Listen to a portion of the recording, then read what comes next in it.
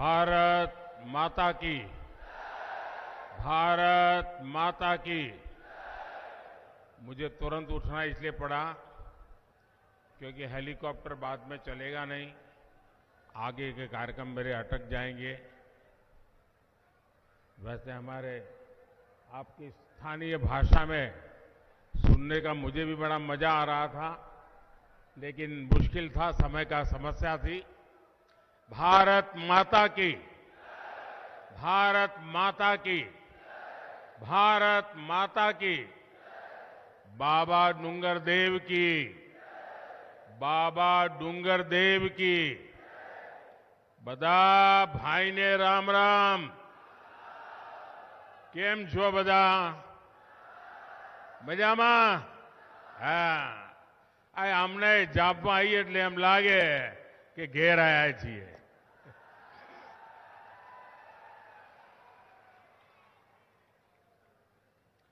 राजा जब्बू भील और क्रांतिवीर चंद्रशेखर आजाद की इस पुण्य भूमि का मैं श्रद्धापूर्वक वंदन करता हूं।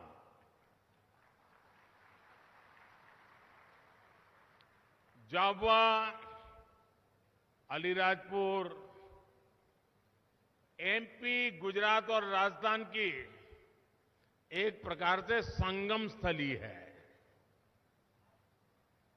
भाषा, बोली, खान पान, रहन सहन सब कुछ एक जैसा है। और मुझे तो जब संगठन का काम करता था, या अनेक परिवारों से बरसों बरसों तक नाता रहा, और आज कई लोगों से मिलने का मौका भी मिला। जाबुआ, अलीराजपुर के हर दौर का साक्षी रहने का मुझे अवसर मिला है। जब भी यहां आता हूं तो पुरानी यादें ताजा होना बहुत स्वाभाविक भी है, और इसलिए आज एमपी विधानसभा चुनाव के लिए, क्योंकि कल शाम को प्रचार अभियान समाप्त होने वाला है, और मैं कल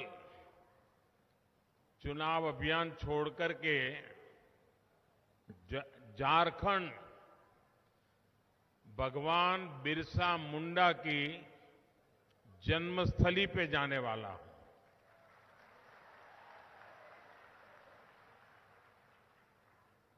कल उनके जन्म जयंती पर श्रद्धा सुमन अर्पित करने के लिए जाने वाला हूं, और इसलिए मध्य प्रदेश के वर्तमान चुनाव में एक प्रकार से मेरी आखिरी सभा है। और मुझे अच्छा लगा कि मेरे अपने घर में ही मेरी आखिरी सभा हो रही है। यहां से मुझे इंदौर में रोड शो के लिए जाना है, लेकिन सभा यही मेरी आखिरी है। और मुझे विश्वास है कि मेरी आखिरी सभा चुनाव नतीजों में नंबर 1 बन जानी चाहिए। बना दोगे ना? बना दोगे ना?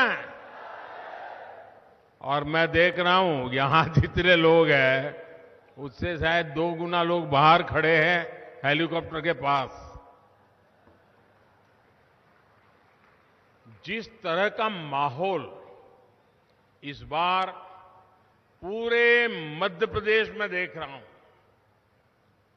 साफ साफ नजर आ रहा है कि जनता जनार्दन की गारंटी है कि कमल खिलने वाला है। और मैं नजर देख रहा हूं, कांग्रेस इस चुनाव में कहीं टक्कर में ही नजर नहीं आ रही है। इसलिए कांग्रेस मध्य प्रदेश में एक बहुत बड़ी शर्मनाक हार की तरफ बढ़ रही है। 17 नवंबर को मध्य प्रदेश के लोग विकास को चुनेंगे, भाजपा को चुनेंगे। कांग्रेस के पंजे को मिलेगी करारी हार। एमपी चुनेगा भाजपा बार बार।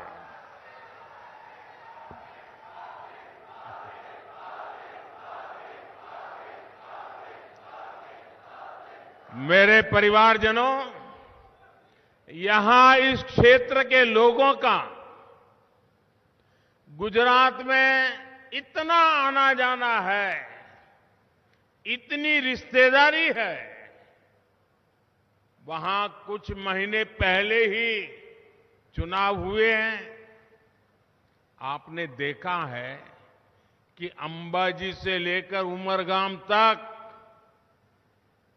पूरे आदिवासी पट्टे में, ये दाहोद हो, छोटा उदेपुर हो, सारा आप तो जानते हैं सब, पूरे आदिवासी पट्टे में कांग्रेस का सुपड़ा साफ हो गया।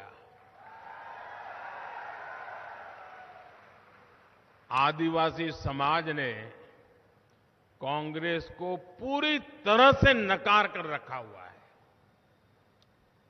देश की जनता जान गई है, मध्य प्रदेश की जनता जान गई है, मेरा एक एक आदिवासी परिवार जान गया है, कांग्रेस आई तबाही लाई।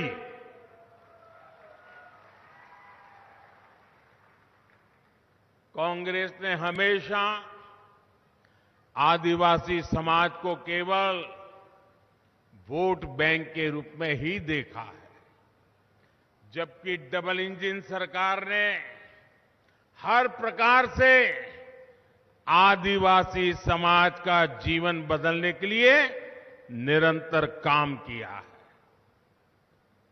आप राजस्थान में भी आते जाते रहते हैं, वहां भी आदिवासी समाज कांग्रेस से भड़का हुआ है।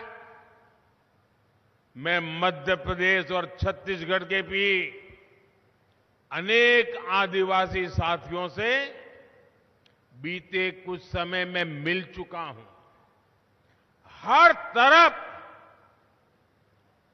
कांग्रेस के विरुद्ध घनघोर गुस्सा और भाजपा पर अभूतपूर्व उत्साह दिखाई दे रहा है।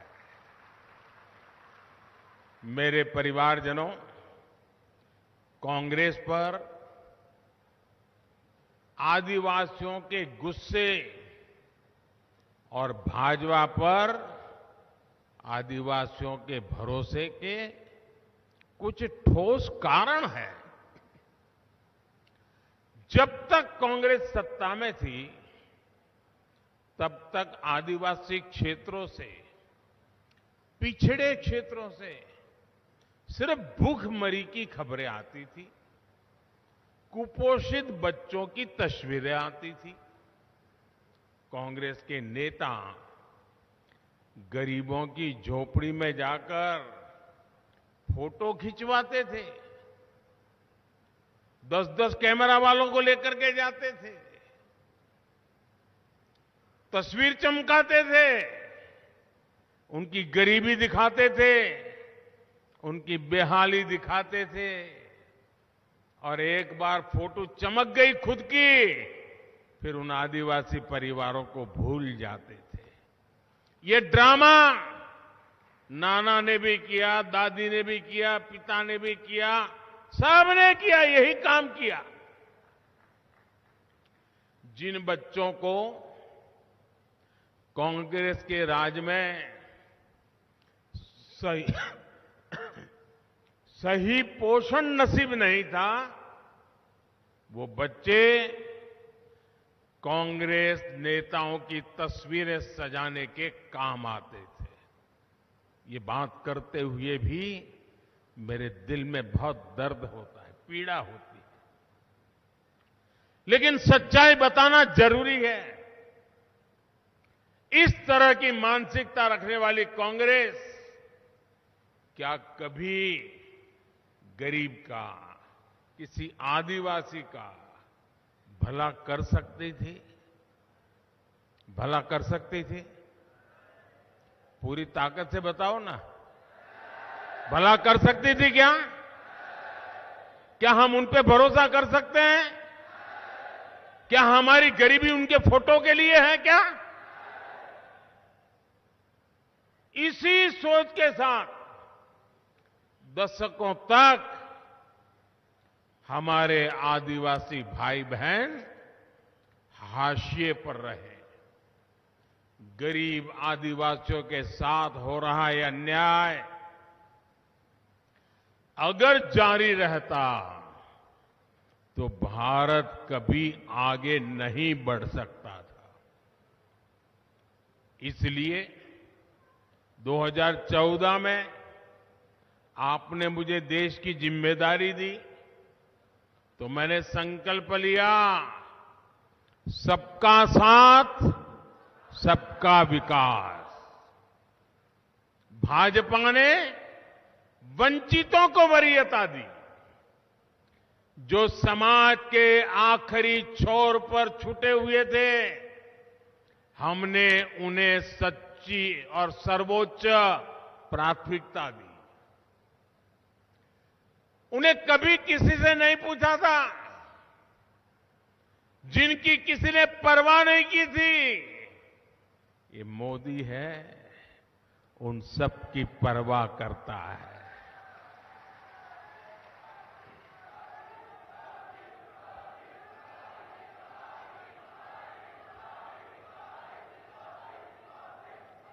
मैं तो जिंदगी के में कई वर्ष मुझे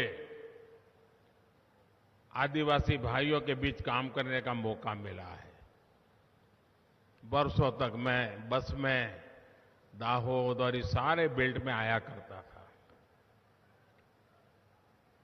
ये कांग्रेस की सरकारें थी तब क्या होता था, वो आते थे, फिर कहते थे कि सरकार ने योजना बनाई है, आपको बैंक का लोन मिलेगा, इतना लोन मिलेगा तो इतनी मुर्गी आएगी, इतनी मुर्गी आएगी तो इतने अंडे होंगे, इतने अंडे, फिर इतनी मुर्गी, फिर इतने अंडे, फिर इतनी मुर्गी। कभी कभी बोल देते थे कड़कनाथ का नाम भी। और वो बेचारा आदिवासी भी समझता था अच्छा यार, पैसे का लोन मिल रहा है, 5-10 मुर्गी मिल जाएगी, अंडे होंगे, धीरे धीरे विस्तार होगा, अंडे भी बेचेंगे, मुर्गी भी बेचेगी, बच्चों का भला होगा। और वो बेचारा इस भरोसे लोन ले लेता था। और शाम को ही, अभी तो मुर्गी घर पहुंची है, शाम को ही लाल लाइट वाली गाड़ी आ जाती थी घर के बाहर। कैसे हो, मुर्गी तो बहुत अच्छी है। तो वो पूछता था साहब कहां से निकले थे? नहीं, बोले निकला था लेकिन अब रात देर हो गई तो बोला सोच यहीं रहो। अच्छा तो फिर भोजन कर लीजिए। अब मुर्गी नई नई आई है, 2 उसी रात साफ हो जाती थी। हफ्ते के बाद दूसरा नेता या बाबू आ जाता था, 2 मुर्गी और चली जाती थी। बेचारा मेरा आदिवासी एक भी अंडा आने से पहले मुर्गी चली जाती थी, वो कर्जदार बन जाता था। यही खेल चलता था। चलता था कि नहीं चलता था? यही ठगी चलती थी कि नहीं चलती थी? भाइयों बहनों, हम जो भी काम करते हैं ना, पक्का करते हैं, पक्के इरादे से करते हैं। अब आप देखिए, जब कोविड आया, कोरोना आया, कितनी भयंकर बीमारी आई। दुनिया भर से हम टीवी में देखते हैं, लोग मर रहे हैं, अस्पताल में डेड बॉडी पड़े हुए हैं। यही हाल था। गांव गांव डर लगता था, एक गांव वाला दूसरे गांव वालों को घुसने नहीं देता था। परिवार में भी कोई किसी को मिलता नहीं था। ऐसे हाल थे। हमारे जांबुआ के, दाहोद के बच्चे जो शहरों में काम करने गए थे, वो भी पैदल चल चल कर वापस आ गए थे। चारों तरफ चिंता का दिन था, वो याद है ना। ऐसा लग रहा था गरीब का क्या होगा, मेरे आदिवासी भाई बहनों का क्या होगा। तब मोदी ने तय किया, मैं गरीब के घर में चूल्हा बुझने नहीं दूंगा, मैं गरीब के बच्चों को भूखा सोने नहीं दूंगा, मैं गरीब मां के आंख में आंसू आने नहीं दूंगा। और तब मैंने देश के 80 करोड़ लोगों को मुफ्त राशन दाने की योजना चला ली। मुफ्त राशन मिलता है कि नहीं मिलता है? मिलता है कि नहीं मिलता है? आज भी मिलता है और दिसंबर महीने तक भी मिलने वाला है। लेकिन मोदी ने मन बना लिया है, जिससे मेरे इन परिवारजनों का भला हो। मैंने तो मन बना लिया है, मैंने संकल्प भी कर लिया है कि दिसंबर में योजना पूरी हो रही है, लेकिन मैं इसे और 5 साल के लिए आगे बढ़ाऊंगा, ताकि आपको मुफ्त राशन मिलता रहे, आपके घर का चूल्हा जलता रहे और अनाज के लिए जो खर्चा होता है वो बच जाएगा। उन पैसों से और जीवन के और कामों के लिए उपयोग होगा। आज आपके इस बेटे ने मुफ्त राशन, मुफ्त टीकाकरण, मुफ्त इलाज की व्यवस्था की है। इसका बहुत बड़ा लाभ आदिवासी परिवारों को हो रहा है। अब मैंने निश्चय किया है और आपके आशीर्वाद रहेंगे ना, 5 साल इसको चालू रखूंगा तो, और 5 वर्ष जारी रहेगा। अब तो एमपी भाजपा ने भी संकल्प लिया है कि दाल, तेल और चीनी पर भी रियायत दी जाएगी। मेरे भाइयों और बहनों, मोदी ने आपके लिए एक काम पक्का कर दिया है। आप काम के लिए झाबुआ से कहीं और जाएं, गुजरात जाए, राजस्थान जाए, महाराष्ट्र जाए, केरल जाए, तमिलनाडु जाए, पंजाब जाए, कहीं पर भी जाए, आपका जो राशन कार्ड है, जो बना यहां पर है, वह आप जहां जाओगे उसी राशन कार्ड से आपको मुफ्त राशन भी मिलता रहेगा। मेरे परिवारजनों, पिछले काफी समय से देश में ये चर्चा होती है कि आखिर मोदी को देश की नारी शक्ति, हमारी माताएं बहनें, उनका आशीर्वाद इतना कैसे मिलता है। अब उनकी नींद खराब हो गई है। माताएं बहनें मुझे इतना आशीर्वाद देती हैं, इस बात का जवाब गांव देहात में मौजूद हमारी माताएं बहनें बेटियां ही देती है। जिन संकटों से वो पीढ़ी दर पीढ़ी गुजरती थी, उस चिंता से मुक्त करने का काम उनका भाई, उनका बेटा, ये मोदी ने किया है। आजकल हम कितने ही वीडियो देखते हैं जिसमें हमारी बहनें खुद कह रही है, पक्का आवास दिया मोदी ने, पक्का आवास दिया, जरा जोर से बोले तो पता चले, पक्का आवास दिया, मुफ्त इलाज दिया, शौचालय बनवाया, घर में नल से जल, बिजली का कनेक्शन, बैंक में खाता, खाते में पैसा, स्वरोजगार के लाखों करोड़ रुपया बेटियों को किसने दिए, खेत में काम करने वाली मजदूर बहनों के लिए पेंशन योजना किसने शुरू की, विधानसभा और लोकसभा में बेटियों के लिए 33% आरक्षण की गारंटी किसने पूरी की। तो फिर कांग्रेस को वोट क्यों दें?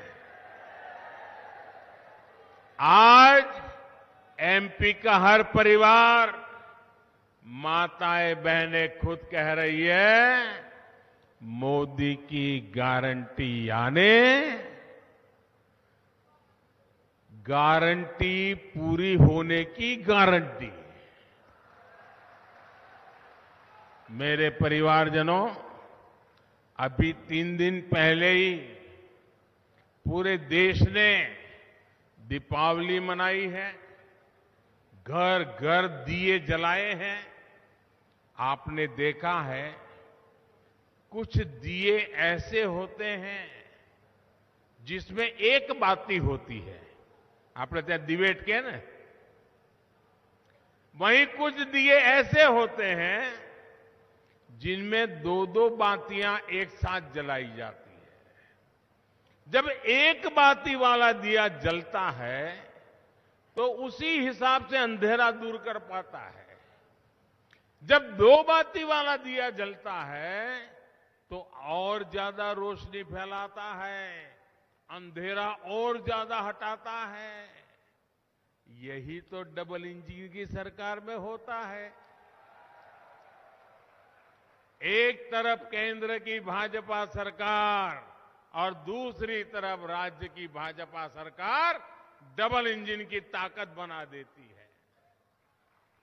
यहां एमपी में भी हम डबल इंजन की सरकार का डबल फायदा देख रहे हैं।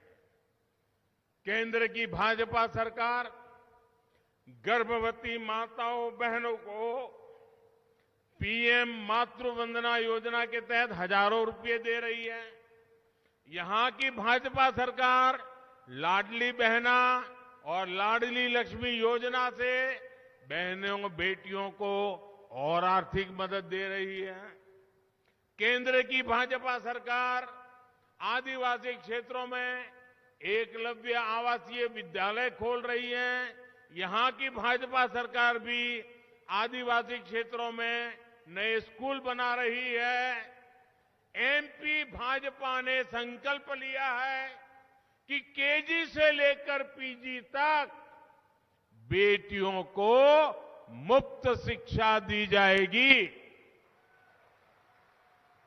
आदिवासी जिलों में कम से कम एक मेडिकल कॉलेज खोलने का संकल्प भी जरूर पूरा किया जाएगा।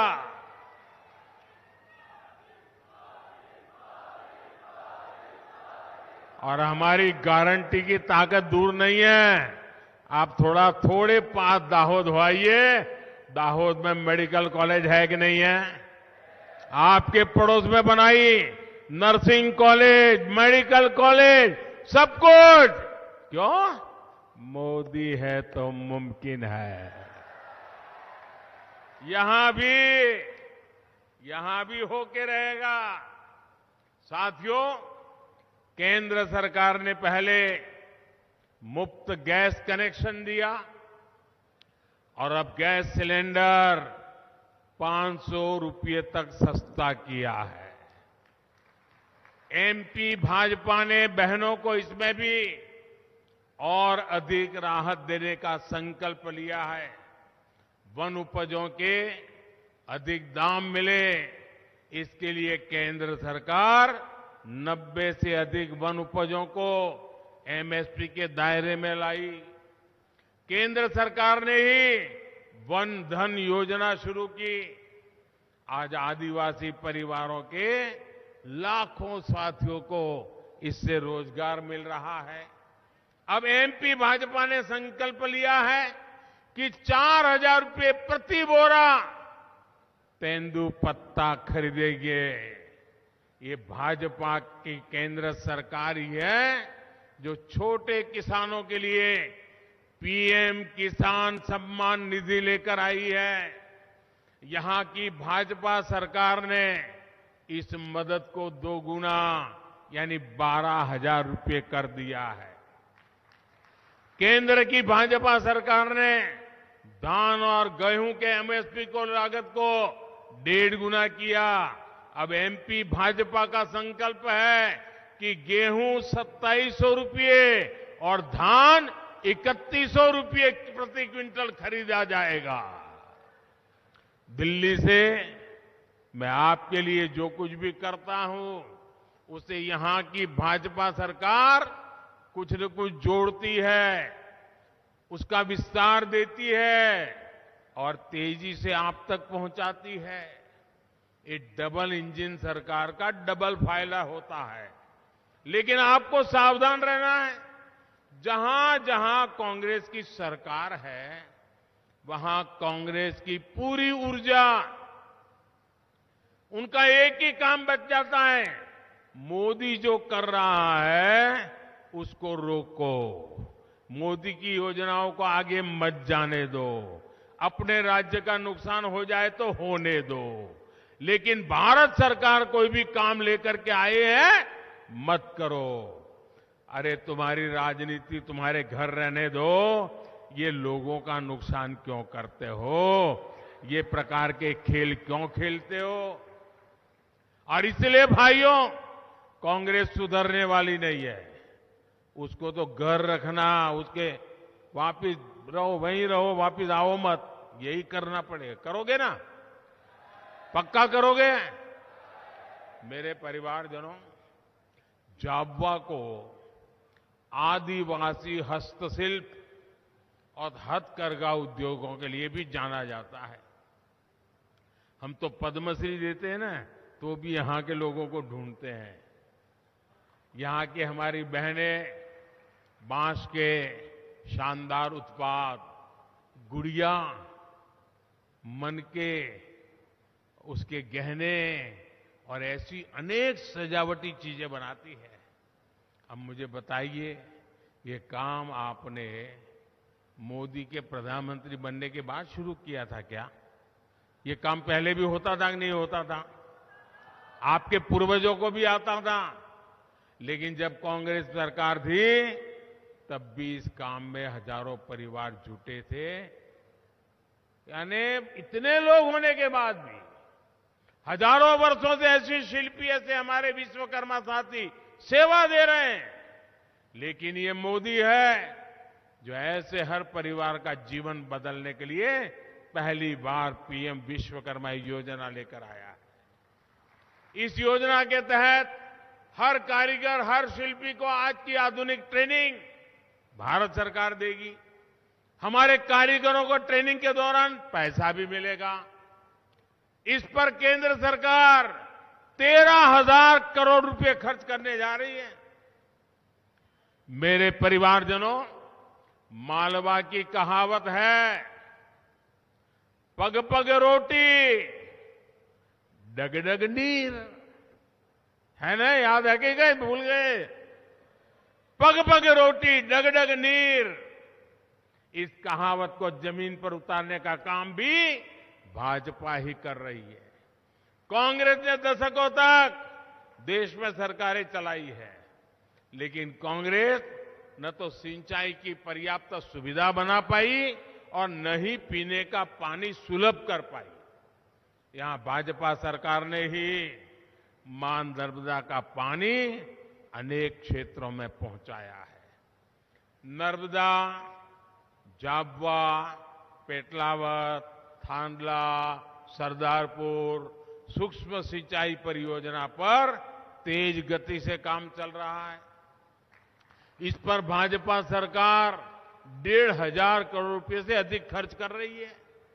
माही सिंचाई योजना से भी अनेक गांवों को फायदा हो रहा है। भाजपा सरकार टपक सिंचाई और फव्वारा सिंचाई जैसी आधुनिक तकनीक के लिए किसानों को मदद दे रही है।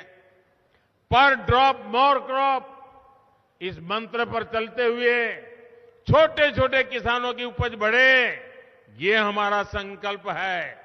हमने हर खेत और हर घर तक पानी पहुंचाने के अपना मिशन बनाया है। आज देश के कोने कोने में अमृत सरोवर बनाए जा रहे हैं। यहां भी अनेक अमृत सरोवर बनाए गए हैं। मुझे खुशी है कि झाबुआ जिले के लगभग 1 लाख परिवारों के घर पाइप से पानी पहुंच चुका है। यह भी मेरी गारंटी है कि मैं हर बहन के घर पाइप से पानी की सुविधा पहुंचा के रहूंगा। मेरे परिवारजनों, जैसा मैंने पहले कहा, इस चुनाव में ये मेरी आखिरी जनसभा है। कुछ ही महीनों बाद लोकसभा के भी चुनाव होने वाले हैं। आप लोगों ने लोकसभा चुनाव में तो मोदी की जीत पक्की कर ही पहले से रखी है, लेकिन आपको यहां एमपी चुनाव में भी भाजपा को प्रचंड बहुमत से जिताना है। आपका सपना ही मोदी का संकल्प है। सबके सपने तभी साकार होंगे जब भारत माता विकसित होगी। इसके लिए मध्य प्रदेश का विकसित होना बहुत आवश्यक है। मध्य प्रदेश के तेज विकास की गारंटी कांग्रेस कतई नहीं दे सकती। कांग्रेस जहां जहां आई है वहां भ्रष्टाचार बढ़ा है, अपराध बढ़ा है, उस राज्य की अर्थव्यवस्था चौपट हो गई है। कांग्रेस आपकी आकांक्षाओं की नहीं, बल्कि कुछ परिवारों के लालच को पूरा करने वाली पार्टी है। दिल्ली हो या फिर एमपी, कांग्रेस में सिर्फ और सिर्फ निजी स्वार्थ सर्वोपरि है। इनको सिर्फ एक ही चिंता है कि 3 दिसंबर के बाद एमपी कांग्रेस पर किसके बेटे का कब्जा होगा। वो कपड़े फाड़ने में लगे हैं, सरेआम एक दूसरे के कपड़े फाड़ने में लगे हैं नेता कांग्रेस के। कांग्रेस के नेताओं को अपने अपने बेटों के भविष्य की चिंता है, जबकि भाजपा को आपके बेटे बेटियों की चिंता है। इसलिए 17 नवंबर को पहले मतदान फिर जलपान। झाबुआ, अलीराजपुर सहित पूरे मालवा, निमाड़ को, पूरे एमपी को हर बूथ पर कमल खिलाना है। घर घर जाएंगे, घर घर जाएंगे, भाजपा की बात बताएंगे, कैसे वोट देना समझाएंगे, हर बूथ से कमल खिलाएंगे। मैं विशेष रूप से एमपी की हर माता, बहन, बेटी से कहूंगा कि ये चुनाव आपका है। 17 नवंबर को आपको ही नेतृत्व करना है। मुझे एमपी की हर बहन बेटी पर पूरा भरोसा है। यहां से अब घर जाएंगे, लेकिन बैठना नहीं है। कमल लेकर के घर घर पहुंचना है। पहुंचोगे? जरा जोर से बताइए, पहुंचोगे? हर बूथ में कमल खिलेगा, कांग्रेस साफ हो जाएगी, भाजपा का जय जयकार हो जाएगा। ये हमारे सभी उम्मीदवार, उनको आशीर्वाद मिलेगा, सबके सब जीतेंगे, कांग्रेस का एक भी नहीं आएगा। पक्का ये काम करेंगे? अच्छा, एक मेरा काम करेंगे, मेरा निजी काम है, करेंगे? चुनाव वाला काम नहीं है, करोगे? जरा जोर से बताओ तो पता चले। करोगे? सच्चे करोगे? सच्चे मन से करोगे और पक्का करोगे? अच्छा, तो एक काम करना है, घर घर जाना और कहना कि मोदी जी झाबुआ आए थे और मोदी जी ने आपको प्रणाम कहा है। आपको जोहार भेजा है। इतनी मेरी बात बता दोगे? पक्का बता दोगे? जब मेरा प्रणाम हर परिवार को पहुंचेगा ना, तो उस परिवार का मुझे आशीर्वाद मिलेगा। उस आशीर्वाद से मुझे ताकत मिलेगी। उस ताकत से लिए मैं ज्यादा दौड़ूंगा। आपकी भलाई के लिए दौड़ूंगा, आपके बच्चों की भलाई के लिए दौड़ूंगा, आपके गांव के लिए दौड़ूंगा, आपके समाज के लिए दौड़ूंगा। और इसलिए मुझे आशीर्वाद से बहुत ऊर्जा मिलती है। मेरे प्रणाम कहोगे? घर घर जाकर के कहोगे? तो मुझे जरूर नई ऊर्जा मिलेगी, जो ऊर्जा मेरे देश के लिए काम लगाऊंगा। मेरे साथ बोलिए, भारत माता की, भारत माता की, भारत माता की। बहुत बहुत धन्यवाद।